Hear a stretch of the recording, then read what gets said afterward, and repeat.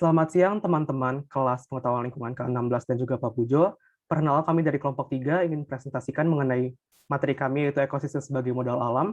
Dan di sini kami ingin bicarakan mengenai salah satu isu lingkungan yang sedang hangat mengenai topik kami yaitu isu perubahan iklim. Boleh di next?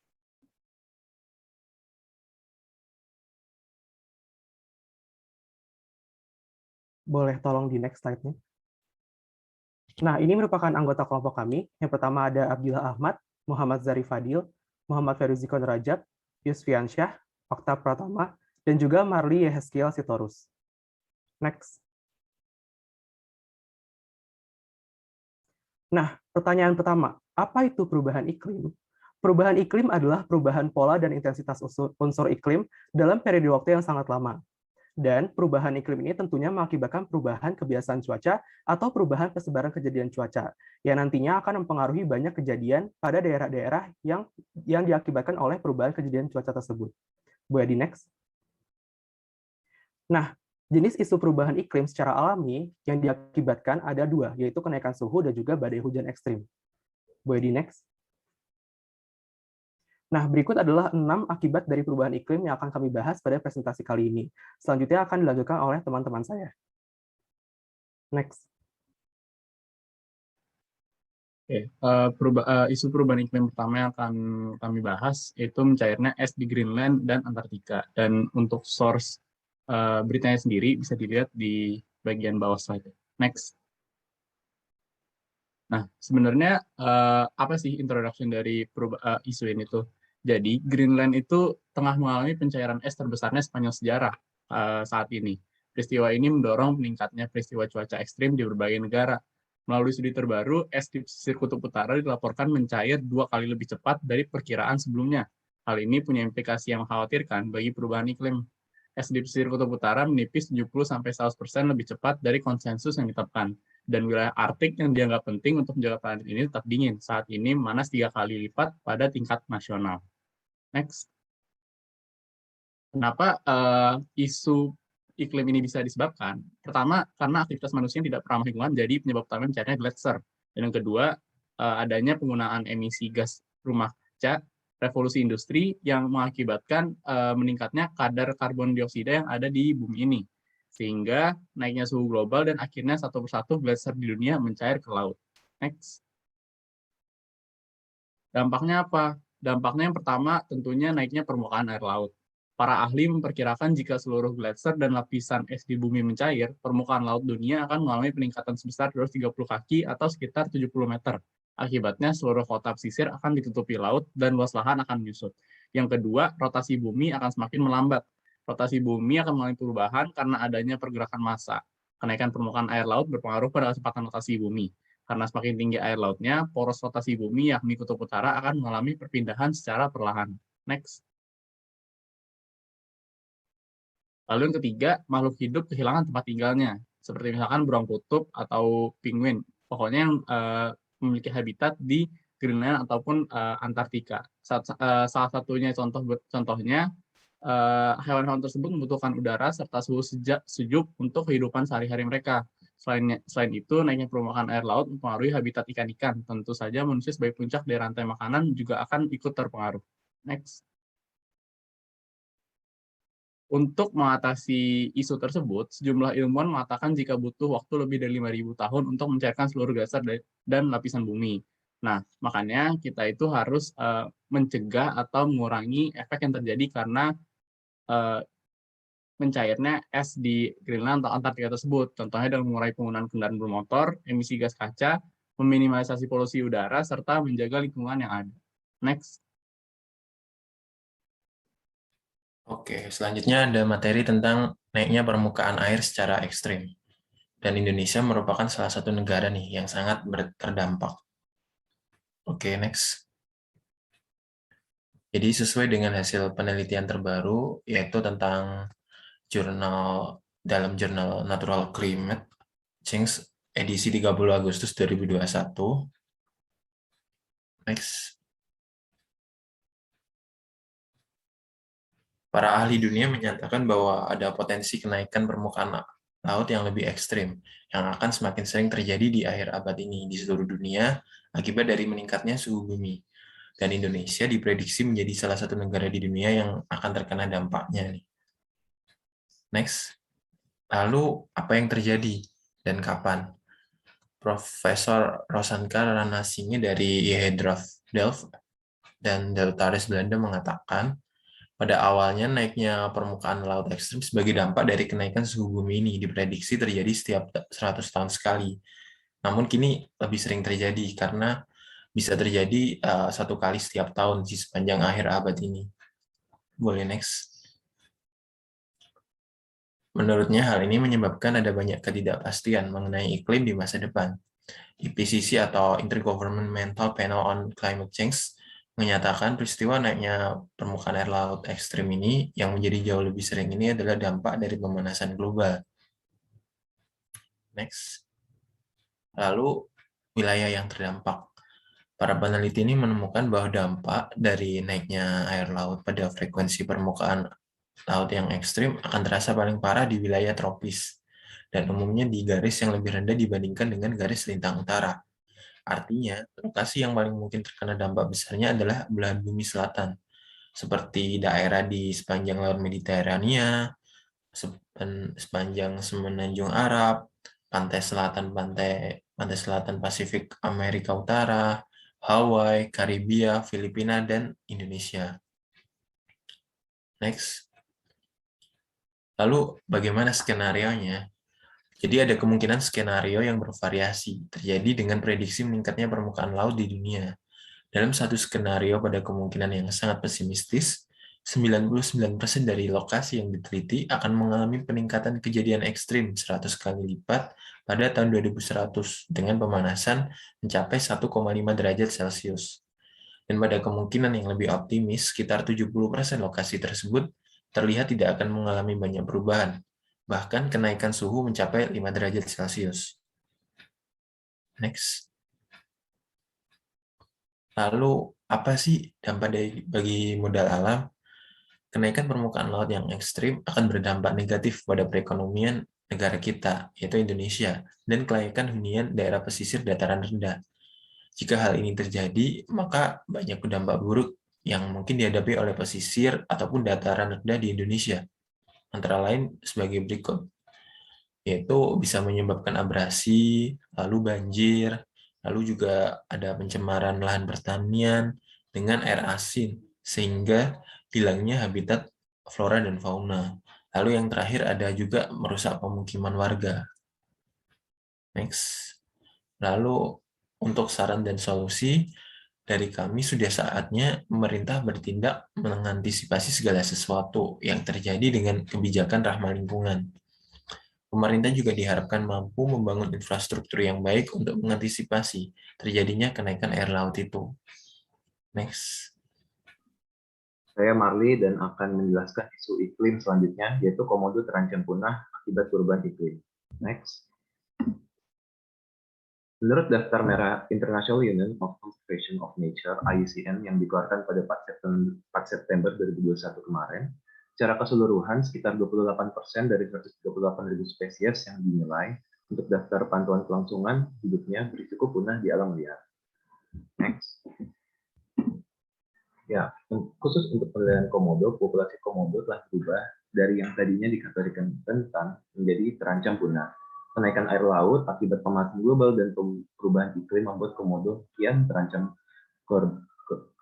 keberadaannya. Next. Nah, mengapa perubahan iklim mengancam kehidupan komodo? Ahli ekologi telah melakukan penelitian 10 tahun untuk memantau pergerakan komodo yang hidup di Kepulauan Nusa Tenggara. Mereka menemukan bahwa terlepas dari kemampuan komodo yang mampu melakukan perjalanan jauh, sangat sedikit dari mereka yang meninggalkan lembah tempat mereka dilahirkan. Next. Nah, para peneliti menduga alasan mengapa bahwa bermigrasi terlalu berisiko bagi komodo karena yang mereka dapat kekurangan pasokan air, makanan, atau pasangan jika mereka melakukan langkah yang salah. Next. Namun di sisi lain, meningkatnya suhu global dan permukaan laut yang lebih tinggi, kata IUCN, akan mengurangi habitat komodo setidaknya 30% dalam 45 tahun ke depan. Next. Gagasan bahwa hewan prasejarah ini telah bergerak satu langkah lebih dekat dengan kepunahan karena perubahan iklim sangat mengkhawatirkan. Ini perkataan Andrew Terry, seorang Direktur Konservasi Zoological Society of London. Lanjut.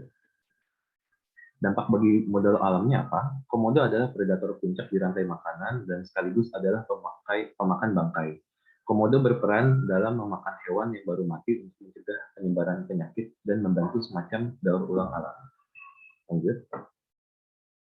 Yang dampak modal alam keduanya bagi medis yaitu Barney Bishop dan Monique Van Hoek dari George Mason University di Virginia, Amerika Serikat, mengidentifikasi 48 jenis peptida, unsur protein, antibakteri dalam darah komodo. Diharapkan dapat dibuat antibiotik baru dari temuan tersebut pada komodo.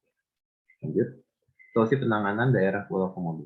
Sejak awal tahun 2020 lalu, pemerintah daerah Nusa Tenggara Timur memastikan menutup kawasan wisata Pulau Komodo. Hal ini dilakukan sebagai salah satu cara melestarikan komodo dengan maksud untuk merehabilitasi dan memperbaiki habitat reptil raksasa tersebut. Tutupan ini tak berlangsung permanen, melainkan ditargetkan selama 1 tahun ke depan untuk menjadikan Taman Nasional Komodo sebagai kawasan eksklusif.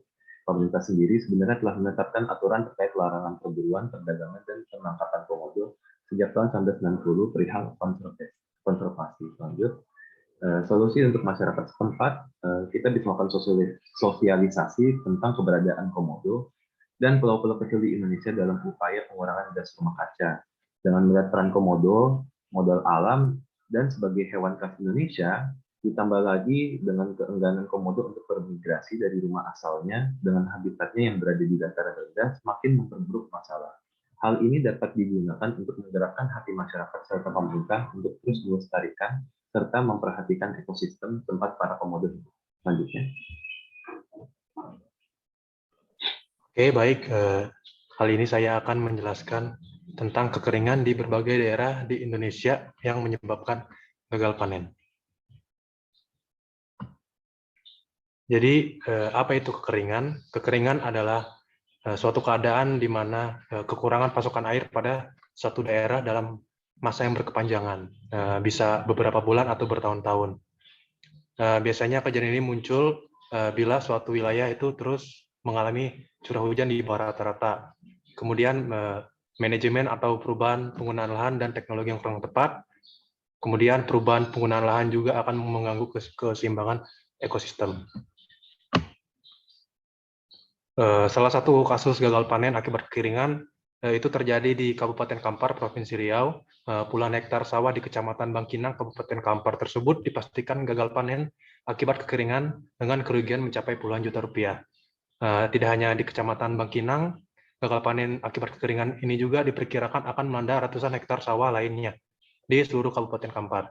Kekeringan ini merupakan kekeringan yang terburuk selama 20 tahun terakhir. Berikut ada penyebab kekeringan. Yang pertama, curah hujan rendah.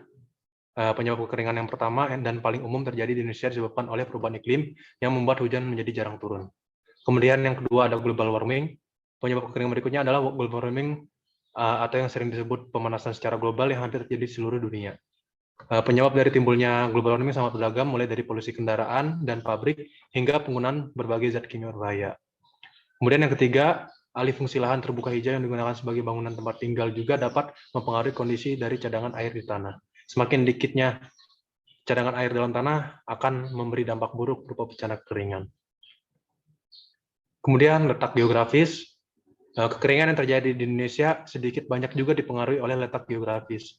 Indonesia yang berada tepat di garis khatulistiwa, diapit 2 benua dan 2 samudra. Secara geografis, Indonesia berada di daerah monsun yang merupakan fenomena alam di mana sangat sering terjadi perubahan iklim secara ekstrim, disebabkan perubahan tekanan udara dari daratan. Dan yang terakhir, kerusakan hidrologis yang merupakan kerusakan fungsi dari wilayah hulu sungai karena waduk dan pada bagian saluran irigasinya terisi sedimen dalam jumlah yang sangat besar.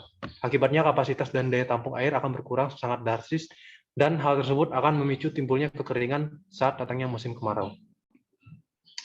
Nah, berikut strategi mitigasi menghadapi musim kemarau dalam rangka mencegah kekeringan. Yang pertama, masyarakat disarankan untuk memanfaatkan sumber air yang ada secara efektif dan efisien. Yang kedua, memprioritaskan pemanfaatan sumber air yang tersedia untuk keperluan air baku untuk air bersih.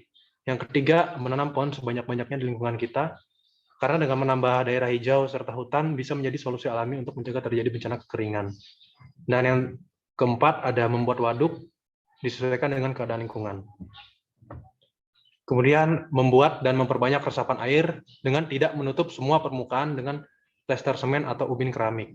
Yang keenam, memberi perlindungan sumber air bersih yang tersedia. Dan yang terakhir, melakukan panen dan konservasi air. Nah, ini untuk solusi saat terjadi kekeringan. Kepada DW Indonesia, manajer kampanye perkotaan dan energi Walhi Dwi Sawung menjelaskan metode semai awan ini dilakukan dengan cara menyemai garam ke dalam awan hujan untuk memicu turunnya air hujan. Ia pun menyampaikan bahwa diperlukan awan hujan yang cukup untuk menerapkan teknologi modifikasi cuaca. Karena menurutnya banyak faktor yang berperan dalam keberhasilan metode semai awan. Next. Selanjutnya ada badai siklon tropis di Indonesia. Next.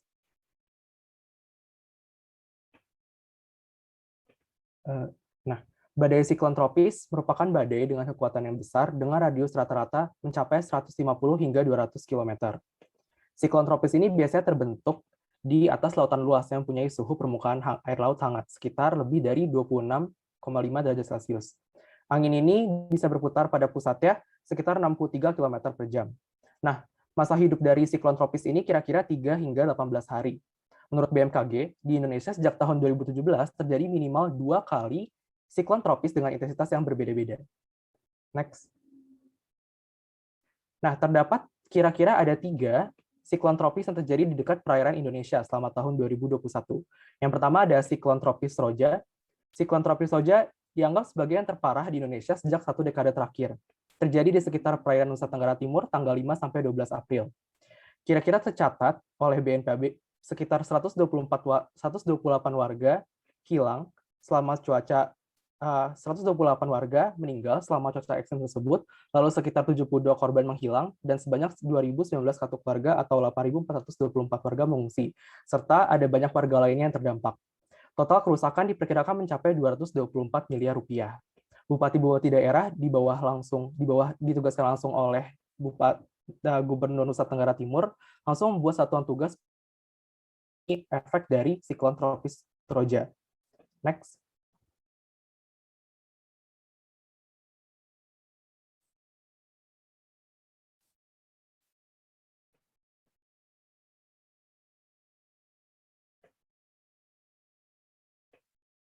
Berikutnya ada siklon tropis Chonsol Chantu dan juga siklon tropis Choiwan.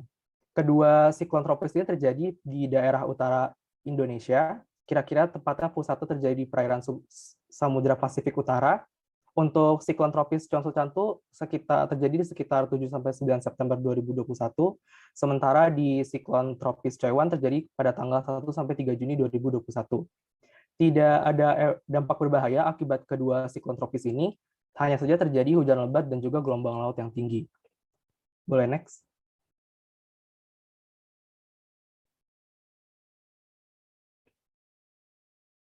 Nah, menurut pendapat para ahli, yaitu dari Pusat Penelitian Oceanografi LIPI, wilayah Indonesia sebenarnya bukan merupakan daerah pembentukan badai siklon tropis, hanya saja berada di daerah yang dekat dengan pembentukannya.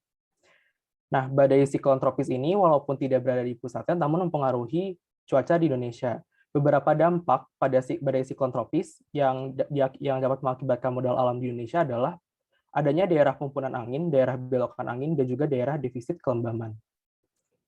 Next.